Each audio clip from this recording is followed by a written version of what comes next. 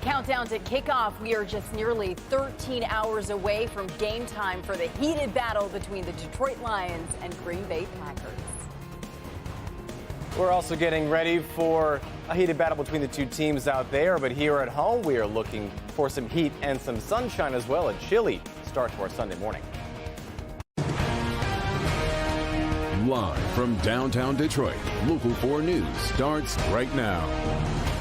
Well, good morning. It's 7 o'clock. I'm Grant Herms. And I'm Priya Mann. Thanks for joining us for Local 4 News this morning. First things first, we are looking for that sunshine. Yeah, we are. And maybe, Brian, some temps above freezing today. Is that going to happen? Yeah, Grant and Priya, we will see temperatures above freezing today. Just a few degrees warmer from where we were on Saturday. But the downside to that is I'm really not looking for much sunshine as we head throughout our Sunday. Tower cam from downtown Detroit looking over the river over into Windsor this morning. Good morning to you in Windsor. Plenty of cloud cover over in Canada as well as here in Metro Detroit, with most everyone starting off into the upper 20s and lower 30s. 30 right now here in Detroit. Starting off at 29 this morning over in Ann Arbor, 28 waking up this morning over in Howell, and 30 right now checking in with us over in Adrian. Most everyone across all of southeastern Michigan, upper 20s, lower 30s. Temperatures not falling very far overnight last night into early this morning. Starting off at 28 right now, Mount Clemens, as well as over in Lapeer. 28 right now in Flint. 28 checking in with us over in Howell this morning, and 31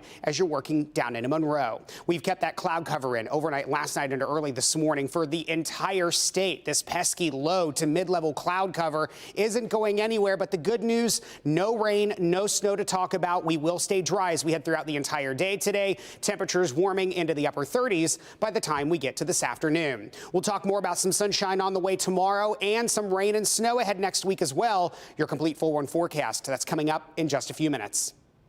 All right, thank you, Brian. Developing on Detroit's east side this morning, police searching for a suspect in a shooting that left one person dead. It happened on East Canfield near East Warren Avenue. Police say a man in his 30s heard a knock at the door, opened the door, and then he was shot. We're told he died at the scene. Investigators say no one else is hurt and the suspect got away. The body of missing Detroit barber David Woodger has been found. He was last seen in July leaving his shop on East 7 Mile in Detroit. 2 weeks later, in early August, a body was found in a burned out building in Detroit. Now, at the time, police feared it was David, but couldn't prove it. Now, nearly 5 months later, DNA results confirmed that the body found was David's. And 4 people are in custody after a shooting at Oak Park High School. It happened Friday night around 9 after a varsity basketball game. Investigators say some sort of fight broke out. Police say the victim, an Oak Park Nova Academy student, was shot several times. At last check, the victim is stable at the hospital. 3 students from Southfield A&T and 1 student from Redford Thurston High are in custody. As a result, both Oak Park High School and Nova Academy will be closed on Monday.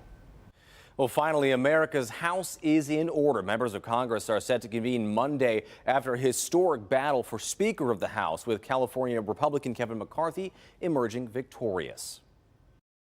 Defend the Constitution.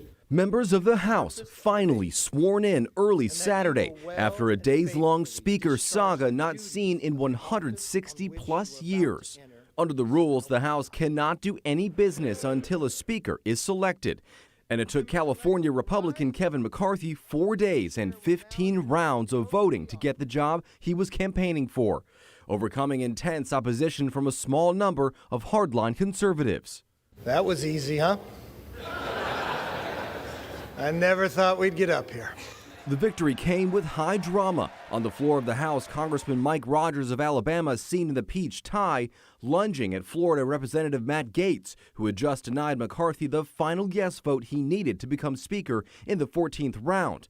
But moments later, Gaetz and 5 other holdouts changed course, allowing McCarthy to win on the 15th ballot. He later thanked former President Donald Trump for his help. He was with me from the beginning. Somebody wrote the doubt of whether he was there, and he was all in. He would call me and he would call others. And he really was, I was just talking to him tonight, helping get those final votes. But Democrats warned of the cost of McCarthy's compromises to win. Senator Chuck Schumer saying Kevin McCarthy's concessions to the extremists in his party make it far more likely that the MAGA Republican-controlled House will cause a government shutdown or a default with devastating consequences to our country. And President Biden and the First Lady also issued a statement congratulating Kevin McCarthy for winning the speakership. Who would have thought the Lions would be anywhere near the playoff conversation at the beginning of the season? I think we were just excited at the beginning of the season to talk about a season over 500. So despite a 1-5 start to the year, Detroit is just one win and a Seattle loss away from a trip to the playoffs. That's something the team has not been able to do since 2016. The Lions have been prepping all week to make a big statement against the Packers. Head coach Dan Campbell working to ensure they don't look like the Minnesota Vikings, who were slipping all over Lambeau Field last week. That's one of our keys to victory, is wearing the proper shoes, and our guys know it. They're on it. They've worn in the last 2 days what they're going to wear out there. They've worn it on our field. Slipping is not an excuse this week. The Packers are not going to make things easy this week either. The team has not lost a game at home in December or January since 2018. That is 10 straight wins at Lambeau. That said, the last team to beat Green Bay at Lambeau Field late in the year, the Detroit Lions, who will try to repeat that performance tonight. Those cheeseheads don't know what's coming. They don't know what's coming. That's right. Local 4 is your home for Sunday night football. Jamie is already in Green Bay for the game, and our Bernie Smilovitz is on his way. And he joins us live from the road this morning. Hey, Bernie.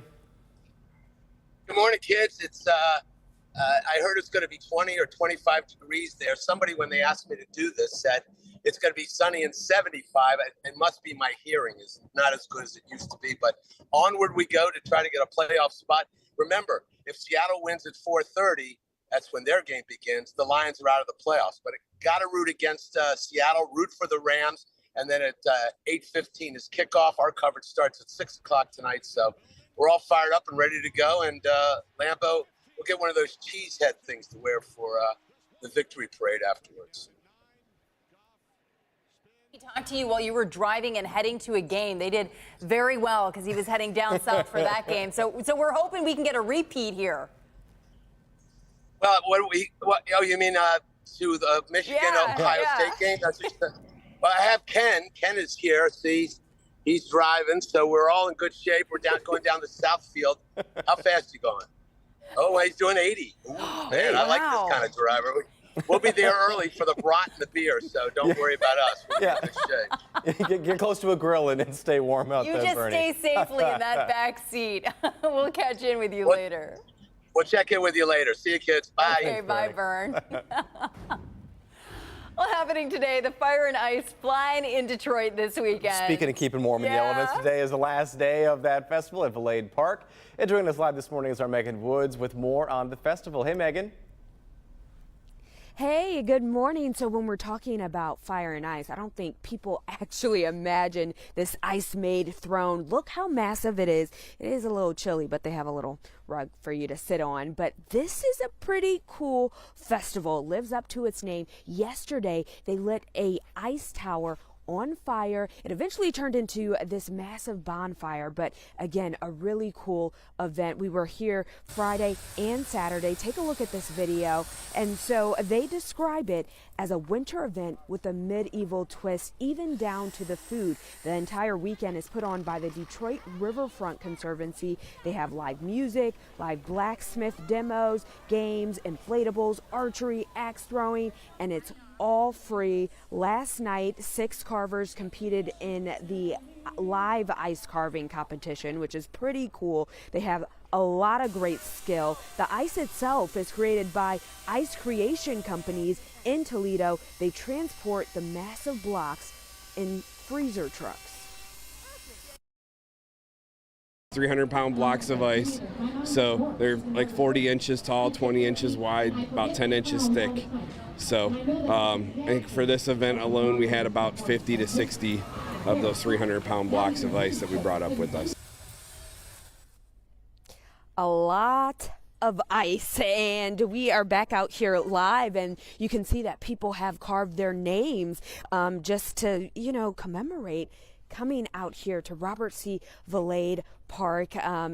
Detroit Riverfront Conservancy is hosting this. It's a 3-day event. Today is the final day. It starts at 1, goes to 6. They have a lot prepared. Food trucks are out here too, so it's something you do not want to miss. And the event is free. So Priya, Grant, people are going to have to, layer up, but it's worth it. Megan, do you think we're going to get to see you chisel your name in some ice a little later?